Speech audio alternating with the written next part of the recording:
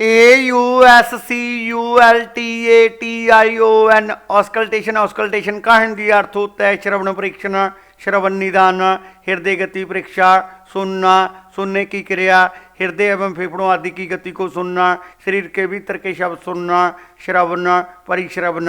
Auscultation की परिभाषा। Auscultation is the process of listening to the internal sounds of the body, typically using a stethoscope to assess the condition of the heart, lungs and other organs.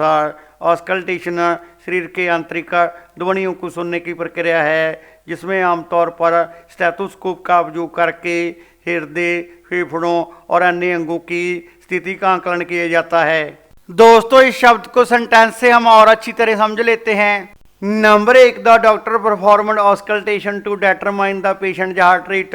Doctor ने मरीज की हृदय गति का पता लगाने के लिए श्रवण परीक्षण किया। Number 2, auscultation can reveal issues with the heart और लंग्स। श्रवण परीक्षण से हृदय या फेफड़ों की समस्याओं का पता चल सकता है। दोस्तों, ऐसी और वीडियो देखने के लिए आप हमारे चैनल को लाइक, शेयर और सब्सक्राइब जरूर करें।